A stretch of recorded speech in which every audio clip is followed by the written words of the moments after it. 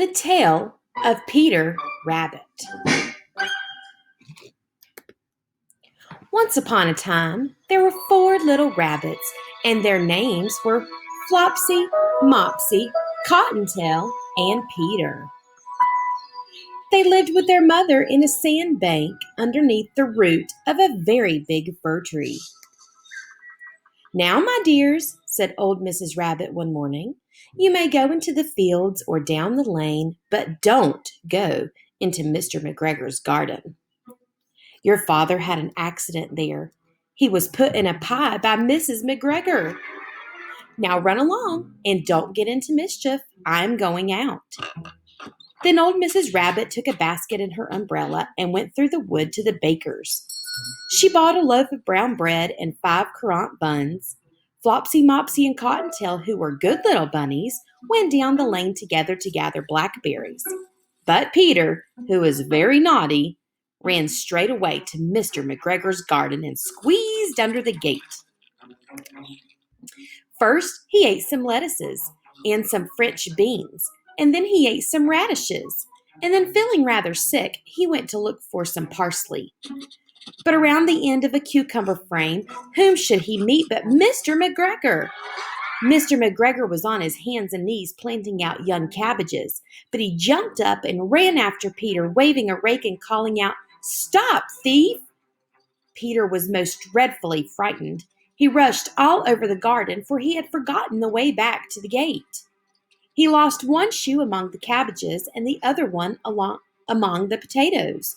After losing them, he ran on 4 legs and went faster, so that I think he might have gotten away altogether if he had not unfortunately run into a gooseberry set and got caught by the large buttons on his jacket. It was a blue jacket with brass buttons, quite new. Peter gave himself up for lost and shed big tears, but his sobs were overheard by some friendly sparrows who flew to him in great excitement and begged him to exert himself. Mr. McGregor came up with a sieve, which he intended to pop on the top of Peter, but Peter wriggled out just in time, leaving his jacket behind him. He rushed into the tool shed and jumped into a can. It would have been a beautiful thing to hide in if it had not had so much water in it. Mr. McGregor was quite sure that Peter was somewhere in the tool shed, perhaps hidden underneath a flower pot.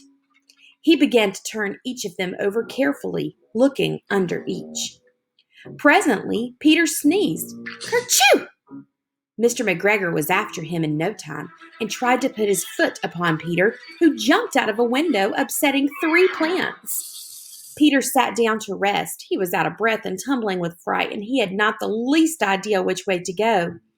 Also, he was very damp with sitting in that can. After a time, he began to wander about, going lippity, lippity, not very fast, and looking all around. He found a door in a wall, but it was locked, and there was no room for a fat little rabbit to squeeze underneath. An old mouse was running in and out over the stone doorstep, carrying peas and beans to her family in the wood. Peter asked her the way to the gate, but she had such a large pea in her mouth she could not answer. She could only shake her head at him. Peter began to cry. Then he tried to find his way straight across the garden, but he became more and more puzzled. Presently, he came to a pond where Mr. McGregor filled his water cans. A white cat was staring at some goldfish. She sat very, very still, but now and then the tip of her tail twitched as if it were alive. Peter thought it best to go away without speaking to her. He had heard about cats from his cousin, little Benjamin Bunny. He went back toward the tool shed, but suddenly, quite close to him, he heard the noise of a hoe. Scratch, scratch, scratch, scratch.